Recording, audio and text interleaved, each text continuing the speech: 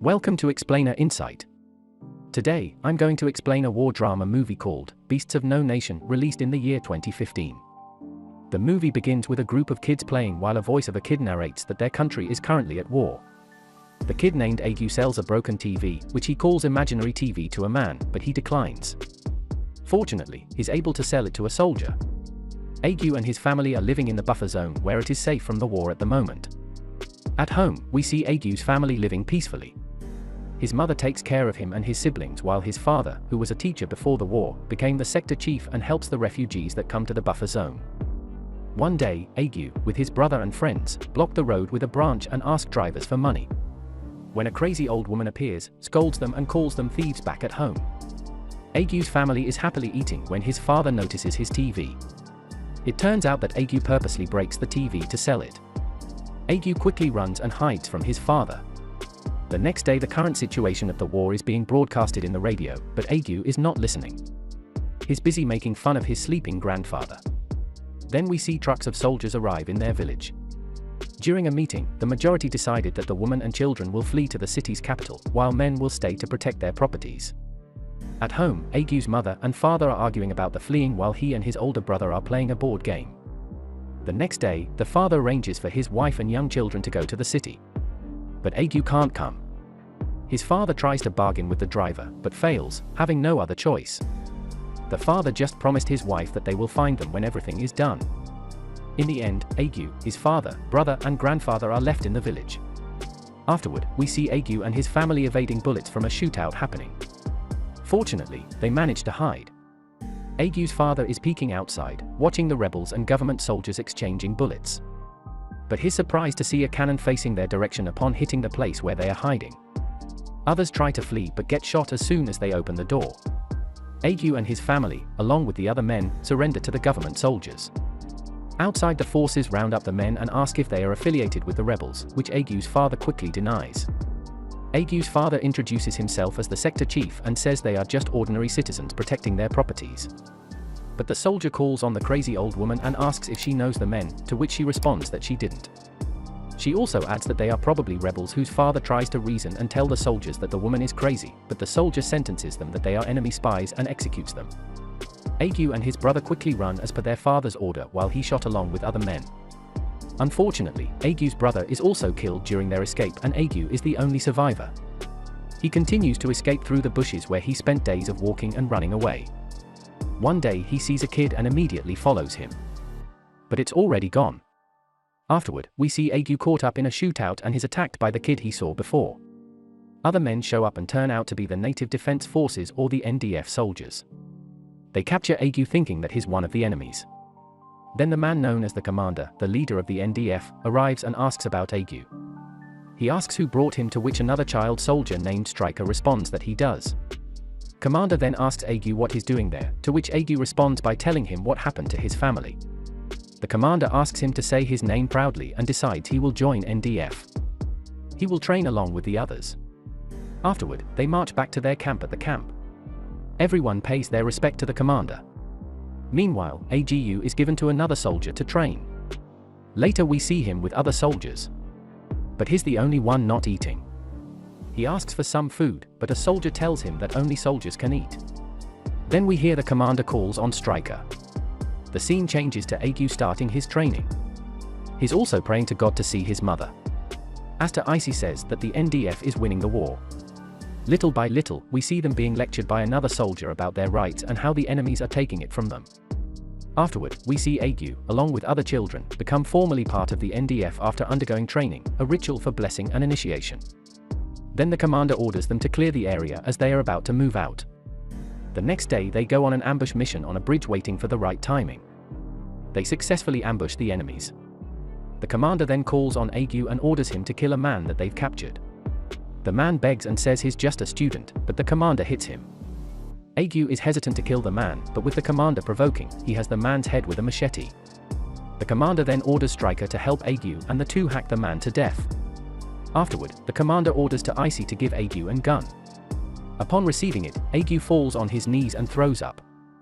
He talks to God about what he did. Later, Striker approaches Agu and gives him the scavenged clothes from the dead enemies. Agu tries to talk to him, but he's not talking. Stryker is only responding using body language. The scene changes to the commander, talking to his men about the food and women in the place that they will go when a soldier brings refugees.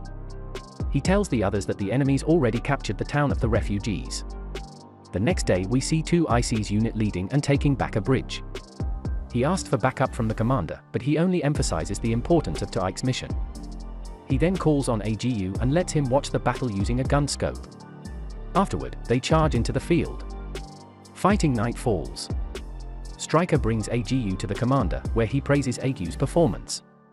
He then tells Agu that he reminds him of his younger self. He also talks about the importance of being a good follower to become a good leader. Afterward, he calls Agu into his room, where he sniffs a burnt gunpowder and lay down. As he orders all good to kneel. The scene is cut outside the room. The scene changes outside where Stryker quickly helps Agu and walking and silently consoling his friend. The next day, Agu seems out of focus. A soldier notices it and gives him something called brown, which makes Argo high. Afterward, the commander tells them that the next village they will go to is full of enemies as they move out. Fans of the United Nations drives past them. Then we see AGU and other soldiers arrive at the village and shoot everyone on sight. Later, they enter a building and find a woman and child hiding. Agu quickly hugs the woman, thinking that it's his mother, but it isn't. Meanwhile, Stryker drags the child outside, realizing that the woman is not his mother. He quickly lets go and calls her a witch. Outside he sees Stryker and others beating the kid, asking if God is watching him. Agu shoots the woman in the head who's being raped by other soldiers. The scene changes to the commander, watching his men putting grenades on enemies' mouths when he receives a letter from the Supreme Commander Dada Goodblood. The Supreme Commander is calling for them as they are about to leave. The grenades explode. He then tells a soldier to leave one civilian alive to warn other villages that they are coming. He also tells them that Agu and Stryker will be part of the squad from there on. Then they move out. Afterward, we see the commander and his squad are greeted by the deputy. He leads them into a waiting area where another foreigner is waiting to talk to Supreme Commander Goodblood. After some time, the deputy calls on the foreign first, and it took a long while before they are called on kissing the commander. The deputy apologizes and leads them to a room where they fell asleep waiting. The next day, Supreme Commander Goodblood calls them and orders commander's men to eat while the commander and 2IC stay. Supreme Commander Goodblood talks about the changes in the situation of the war. He then promotes the commander to Deputy Chief of Security while his battalion will be under 2IC. 2IC is thanking the Supreme Commander when the commander cuts him off and tells him to leave. When the commander is alone with Supreme Commander Goodblood, he confronts him of the changes that are happening. The Supreme Commander then reveals that the war is being known outside their country, and with the United Nations involvement, it has become a battle for public image. The commander is not in favor of the changes, but Supreme Commander Goodblood reminds him that he is a soldier and it is his duty to obey. In the end, the commander leaves, saying that he still has one more night with his men. The scene changes to the commandant and his battalion arriving at his old friend Mama's place, where they drink and have women. He wants to celebrate his and 2IC's promotion, but he sounded otherwise. 2IC's asked permission to leave because he wants to check the other units, but the commander declines. He then asks the Mama where the women are, to which she responds by calling them. But she says she only has women for men and not for Agu and Stryker. As the men leave with their women, Agu and Stryker are left to drink. After some time, Stryker falls asleep. But Agu is eyeing a young woman, but she's not interested in him. Suddenly they hear a gunshot and are surprised when their comrades bring out 2IC with a gunshot. It turns out that the woman with him accidentally shoots him while playing with his gun. This makes the commander angry. The woman tries to flee, but Agu quickly shoots her a strike. Shoots Mama. The scene changes to Agu, sniffing burnt gunpowder. He then checks on 2ICs, which tells him that everything they have done is for nothing. Afterward, we hear on a radio that everyone is looking for their unit. The commandant calls on Agu and Agu takes the chance to tell him that 2IC is dead. Later, the battalion prays over 2IC's dead body. The commander then tells his men that even the Supreme Commander Goodblood is not their enemy, and they will have to take their territory by themselves. The battalion moves out, and as they leave 2IC's dead body eaten by worms, Agu realizes that the only escape in this war is through death. At night, while resting, they are awakened by missile attacks, killing their comrades.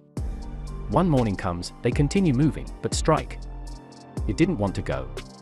Agu checks on him and discovers that he is shot. Agu then carries Stryker even though he himself is tired. Later Agu tries to talk to Stryker, but he finds out that he's already dead. Although grieving for the death of his friend, Agu has no other choice but to continue moving. Then this scene changes to Agu being ordered by a soldier to get ammo, realizing that they don't have any ammo left. He goes to the commander and notifies him. Meanwhile, the new 2IC also approaches the commander and tells him that they want to leave, asking other soldiers if they want to leave. The new 2IC points out that it's been months and they already run out of bullets, food, water, and money. It turns out that other soldiers want to leave as well, but the commander points out that they have no life outside the war. Heated, the new 2IC points his gun at the commander, but he knew he doesn't have bullets anymore. Suddenly, Agu points his gun to the commander. He then asks Soldier if he wants to surrender as well, to which he says yes, pissed.